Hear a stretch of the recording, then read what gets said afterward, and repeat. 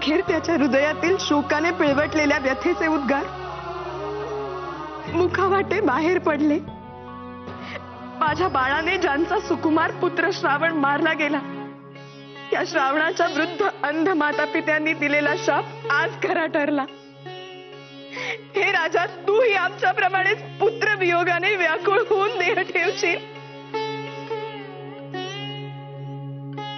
पुत्र वियोगाचे दुःख आज मला कळले.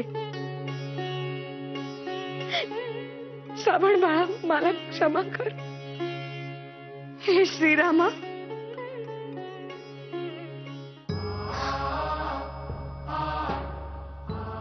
आता माझ्या कुडीत प्राण राहत नाहीत असे म्हणून राजा दशरथाने प्राण सोडले आणि शोकाचा कल्लोळ उठला. I'm sorry. He's no more.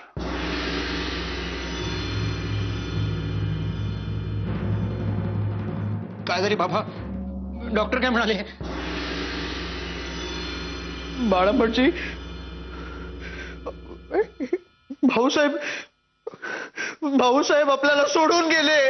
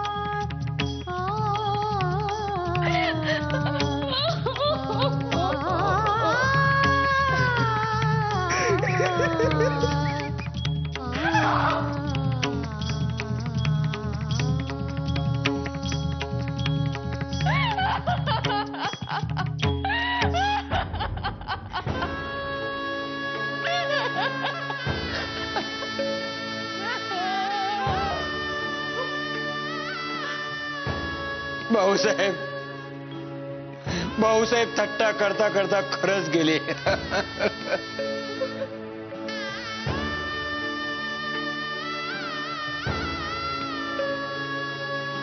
Bhausaheb,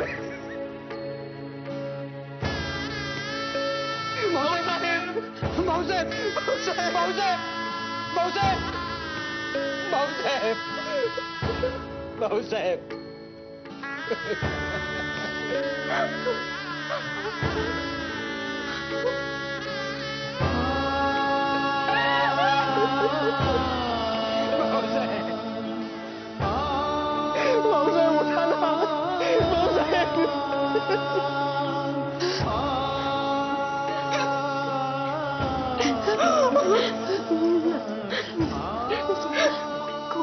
खोटं बोलतायत सगळे, खोटं बोलतायत, खोटं बोलतायत. काही झालं नाहीये त्याला.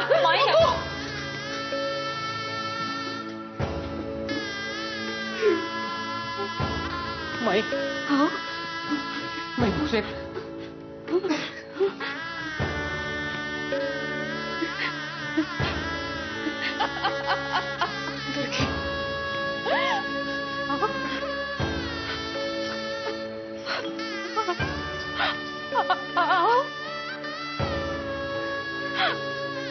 काय म्हणताय ते सगळेजण? माझा नाही विश्वास त्यावर. तुम्ही मला एकटीला सोडून नाही जाऊ शकत हो. उठा ना, उठा ना. ऐकताय ना तुम्ही? हे पहा, तुम्ही अशी थट्टा केली तर मी कधीच बोलणार नाही तुमच्याशी.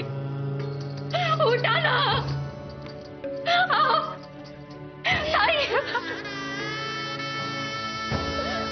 माई,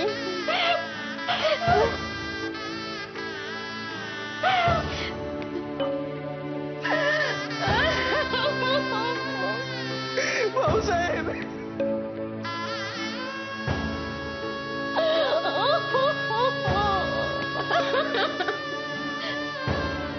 माई,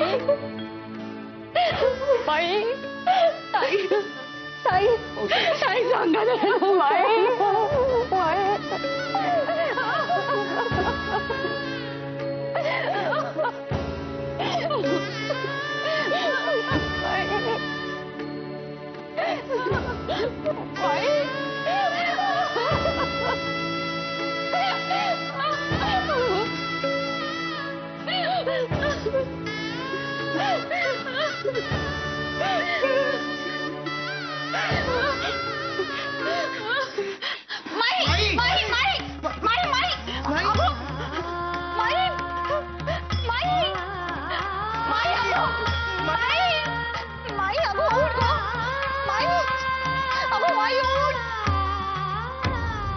श्रीरामाने वचनपूर्ती केली पण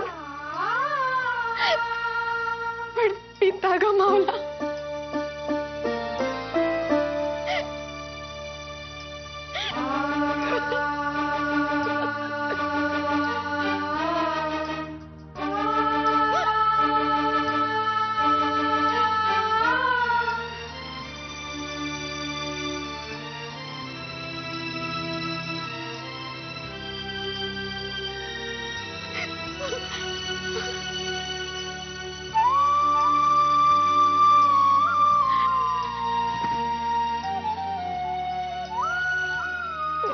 मला वाटते आज एवढेच पुरे.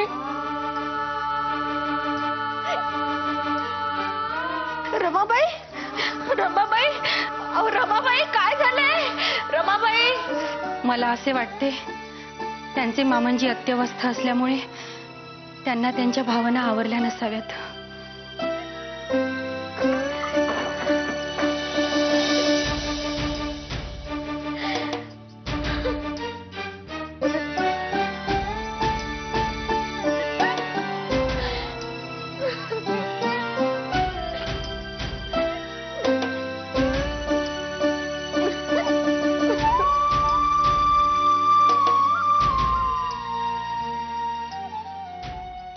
माधवराव, आपली रजा मंजूर झाली हे अगदी उत्तम झाले हो.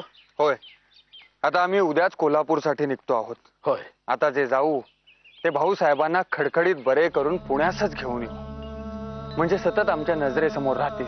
अगदी बरोबर. पण माधवराव, काही लागले सवरले तर आम्हास निसंकोच सांगा, अगदी किंतु बाळगू नका. सुखाचे ते सुख. काय पांडू जी, आज भलत्याच आनंदात दिसतोयस. आज वाड्यावर हळदी कुंकू होतं ना. हो हो, ठाऊक आहे ते आम्हास. नाही, पण वाड्यामधल्या समध्या मोठ्या बायका तिकडं करविरास, रमावहिनी ऐकलेच इथं. पर तुम्हाला सांगतो, जातीनं उभं राहून कार्यक्रम अगदी जबाबदारीनं पार पाडला बघा. अगदी लक्ष्मीवाणी दिसत होत्या. मला तर असं वाटत होतं की वाड्याच्या मालकीनबाई जबाबदारीनं काम करतायत म्हणून. आणि त्याच्यानंतर ते रामायणातली राम तिकडं वनवासात जातो ना, ती पुत्र वियोगाची पण कथा वाचली त्यांनी. अगदी डोळ्यामध्ये पाणीच उभं राहिलं. पर कार्यक्रम फार चांगला झाला. थोरले मालक इथं असते ना, तर त्यांना पण लय आनंद झाला असता बघा. उद्या जातच आहोत आपण कोल्हापुरास. होय, म्हणजे तुमचं काम झालं? हो, रजा वाढविण्याचे काम झाले. उद्या लगेचच आपण कोल्हापुरास रवाना होऊया. जी जी. आज जाऊन सांग, त्या दृष्टीने आवरावरी करून घ्या. आता जे जाऊ ते भाऊसाहेबांस बरे करूनच परत आणू. जी जी जी जी.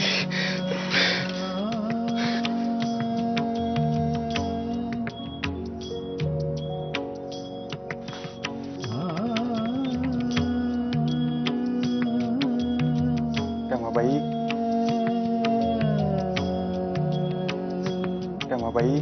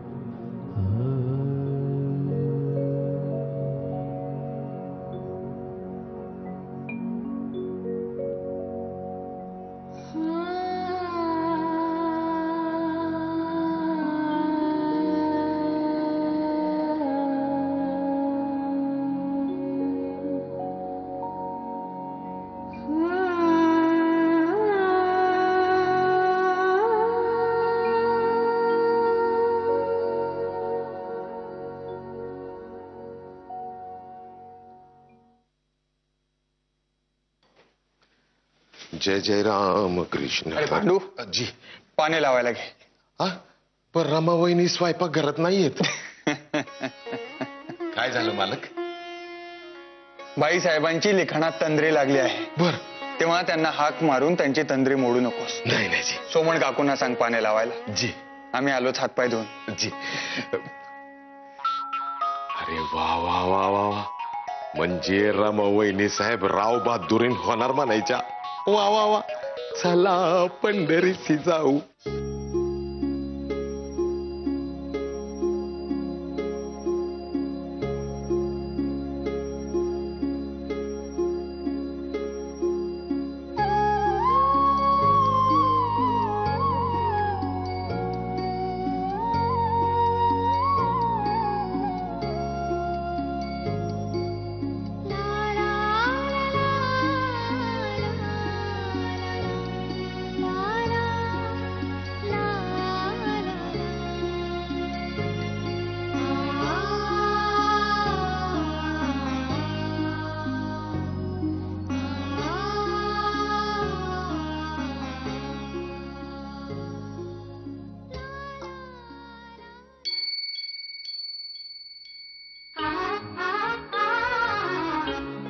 अगोबाई, हे आले की काय? मला सांगितले कसं नाही? तेव्हा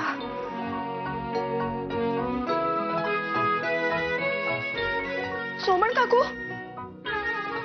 अहो हे आलेत का? हो, पांडूने निरोप दिला आणि मालकाने पानं घ्यायला सांगितलेत.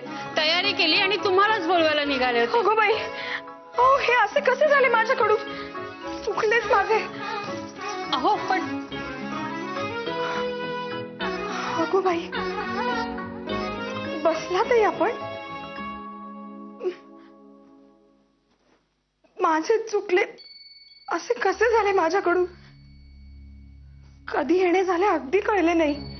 निदान स्वतःनी हाक तरी मारायची मला. अशी कशी मी?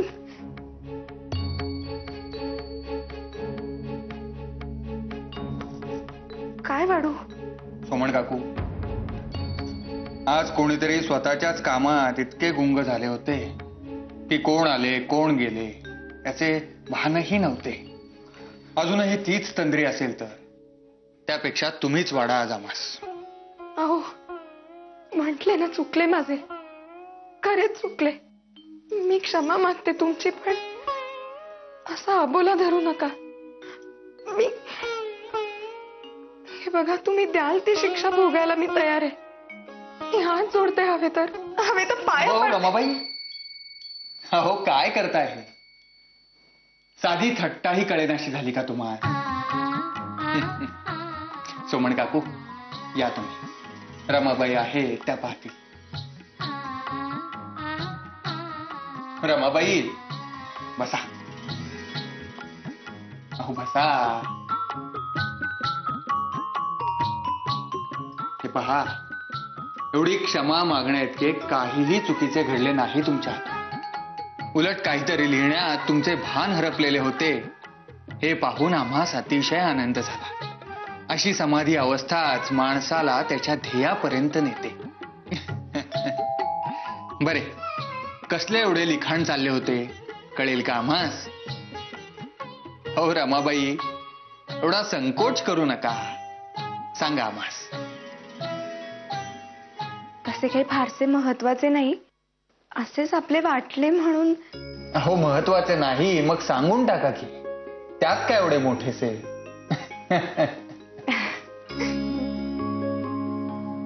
नाही, काही नाही.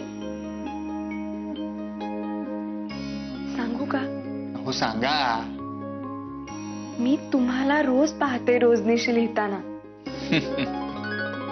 थोड्याफार नोंदी करीत असतो इतकेच, पण त्याचे काय? मलाही वाटले आपल्याही काही आठवणी लिहून ठेवल्या तर, म्हणून अधून मधून जसे आठवेल तसे लिहून ठेवते आहे. माझ्या आयुष्यातील काही आठवणी.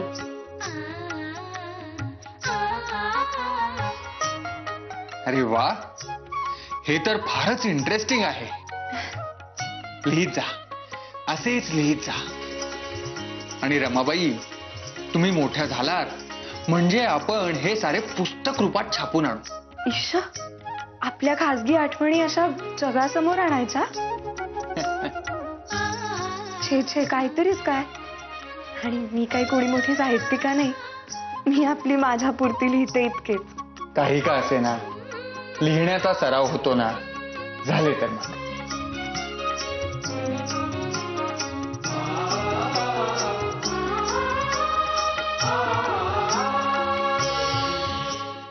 सोमन काकू, स्वयंपाकघरातील सारी झाकपाक झाली ना? हो आणि दारे खिडक्या त्या पाहिल्यात का नीट? हो, अगदी सगळे घट्ट लावलाय. बरं. पांडू, जी, समजा सामान बग्गीमध्ये ठेवलंय. थोरले मालक लय खुश होतील ना तुम्हाला बघून. हो, रजेची तर चिंता मिटली. आता परत येऊ ते भाऊसाहेबांना बरोबर घेऊनच. खरंय खरंय. रमाबाई, निघावयाचे ना? हो. चला. कार रोजच्या प्रमाणे डॉक्टर सिंक्लेअर यांची तार असेल. तब्येत ठीक आहे म्हणून. जी. नमस्कार. या.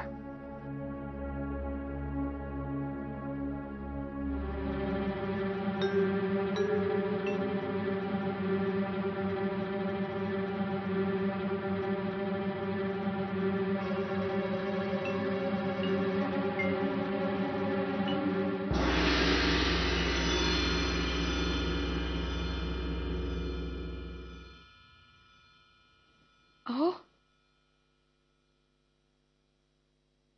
अहो, अहो,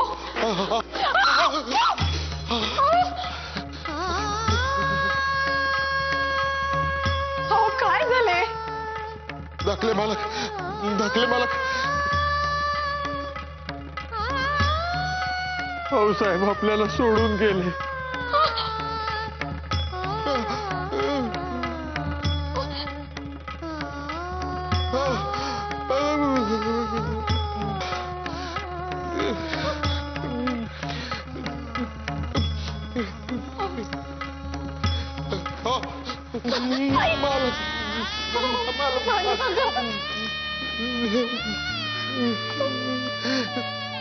मालक